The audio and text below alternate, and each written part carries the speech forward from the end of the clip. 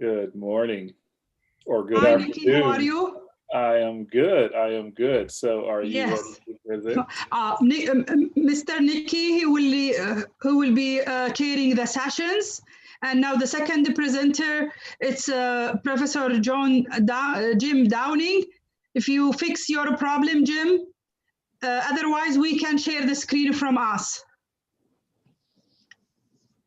Okay, well, let's see what we can do here. Can we share the screen?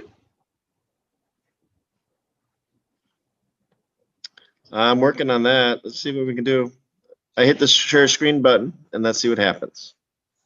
No problem, Jim. We don't have time, please, to wait. We can share the screen from our side. The technical support company will sharing the screen, and you can present. Perfect. That's absolutely fine. Moment. There we go. Well, good morning. I want to say good morning from California. Right here, it's about 4:30 in the morning. I know that you in Kuwait are probably enjoying a good afternoon. So I was asked to talk a little bit about the entrepreneurial ecosystems. And so here in California, we have a number of different wineries that we can talk about. And, you know, they're rural communities that really kind of come together to develop their own ecosystems. And in a lot of ways, they do it so they can find a competitive advantage. They can diversify. They can come up with a own unique ways of developing an authenticity that diversifies themselves from other people within the market. So if you don't mind, what we're going to talk, I'll try to be as brief as I can given the time that we have. A little bit about how these wineries will develop an authentic diversification within their own market. And so if we can maybe go to the next slide, what we can talk about is the wine industry here in the United States, which is a really fragmented market. I mean, there's some major players, but even the major players don't have a lot. They don't own a good part of the market. I mean, not to say that they don't have a very nice, enjoyable size of the market, but they don't own a lot of it. I mean, and so if we think about it, 95% of all wineries are producing less than 1,200 cases a year, which is pretty small. And so these things, they need to develop some type of a niche within their market. And so what happens is, what I have noticed with them, with my research, is that we're seeing a lot of, they form these collective groups. And the purpose of that is to create some kind of value. And the value to the customer for that group. But at the same time, they also have to differentiate within that group as being unique. And so what I was looking at, and my research here that I'm presenting, is looking at how do they differentiate within and between their different types of strategic groups that they're using to get a competitive advantage. Maybe go to the next slide. Thanks. And so a lot of times, if I have any, wine friends, that they're pretty much familiar with this idea of having a, an AVA here, especially in the United States, but they also have them, in France and in Europe and in Australia, and South America, all over the world, where they have these particular areas. So, like for instance, I'm in Sonoma County, in California. And here within Sonoma County, there's so many different areas that are defined by geographical region. And what they try to do is they try to, market themselves as being unique in their own way, geographically, but also by weather and by the land and all these other things. And so that's how we get these different AVAs. And so we actually have this type of a way where in rural America, wineries are able to differentiate themselves, develop their own ecosystem, if you will, within a particular geographical area.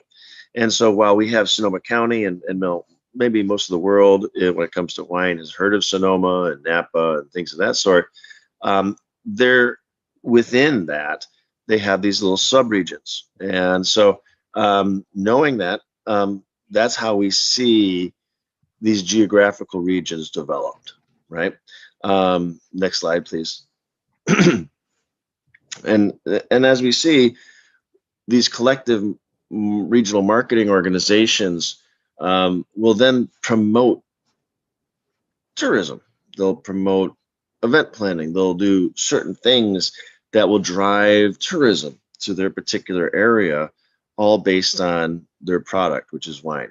And so, you know, they'll do different types of activities. They'll have different experiences, and this is kind of important. Now, that's great when you're trying to develop a marketing organization to differentiate between different areas, geographical areas. And as you remember from the last slide, there's a lot of sub areas. So how does a business then differentiate themselves within that group? So it's one thing to say we have a regional marketing organization to differentiate between AVAs, but then we also have to be able to differentiate within that AVA. And so what are businesses doing? So then they'll have their own specific events. They'll have strategic, event planning. They'll have the different activities and things that they're going to carve out, little niches, if you will, within that.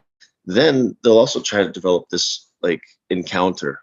Like you come here and you have an activity, you have something that's going to be of interest, more than just the product, which is wine, but they'll also have other types of activities going on to differentiate themselves with their neighbors, if you will. Next slide, please. And so then we want to differentiate within those AVAs. And so what happens is that the collective marketing organization is going to help with that. And they'll sit there and say, well, there's different people that have different winemaking skills. They have different terroir or region or soil or weather, or it has a southern, the vineyard has a southern slope to the land, which gives it better sunlight, or the wind comes in such a way to cool down the grapes in such a way so that way we develop different kinds of wine. I mean, there's so many different ways that they look to these marketing organizations, say they develop this these regions, right? And then within, there's a lot of things like storytelling, right? So what we'll see is these individual wineries will tell stories, and I don't know how many people are familiar with wine, but every winery has a story, and it's usually family based. And this family this family that. They've come from a long line of winemaking. They've come from historical European heritage of winemaking, and they're bringing that to America. They're doing so many different things that we'll see them try to differentiate themselves through storytelling, their background.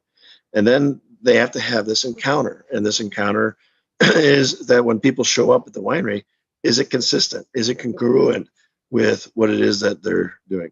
Next slide, please. So in our research, we just kind of developed a nice 2x2 here in looking at wine tourism. And when we're looking at the differentiation between AVAs and within AVAs, and then we're looking at individual winery efforts and then their collective strategic group efforts, we see different ways that they're approaching this. And we can put them in a couple of buckets. If you have an individual winery and they're looking to differentiate between the AVAs, that's when we start to see that their efforts are being taken place with strategic event planning and some macro encounters. And when they're looking to do it within the AVA, so their individual winery, and they're looking to differentiate within their strategic group, that's where the storytelling comes into play. And that's when the encounter, making sure that them people show up and they're interacting, that it gives them congruence to what their storytelling is. So it kind of like it reinforces that. Then we see that's the development of some authenticity of who they are and what they're about. When we look at how wineries are differentiating, and they're doing it through their strategic group, their collective marketing organization, okay, then between the AVAs, they're really trying to drive that tourism, that this region is this region is that. People want to come here to taste the wine because of this region or because of these activities, whatever that may be. And then at the same time, within those AVAs, what we're seeing is that even with the marketing organization, and they're looking to differentiate within that, then they're differentiating based on knowledge and their skill set. They're looking at it maybe from a particular piece of land that is unique, that is doing certain things. The weather is different, whatever the case may be, but also in their product offering, which is their varietal. So we have a particular kind of varietal that we produce. Next slide, please. And so that's how we kind of see overall how that works. Now, to sum this up, what we're seeing is that in rural America, when it comes to wineries, the ecosystems that are being developed is looking at the formation of particular strategic groups using their regional marketing organizations to do so. And the formation of these regional strategic groups are all formed on some kind of like characteristics. I mean, something that they all share. And, it can't be just particularly geographical. It has to be other types of characteristics. And those characteristics are the ones that they form these strategic groups based upon. Now, the authenticity that is being created as they differentiate it has to be congruent with the overall strategic group. So if I was looking to differentiate, I have to be somewhat consistent with the strategic group that I'm in. I'm kind of limited to that. And then, but within that strategic group, that whatever that authenticity is, what I'm trying to do to differentiate, I can then highlight some particular strategic group characteristics. So, if it's a particular area and it's weather, then I can focus on that, that southern slope of the vineyard that is so unique, or that the fact that I come from a long line of opera singers. And so every time you come in, I'm going to sing opera to you.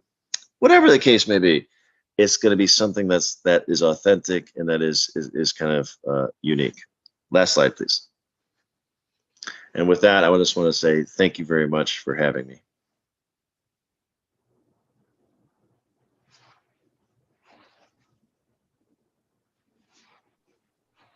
All right, thank you for your presentation. And I think we have one more final speaker, I think, if that's correct.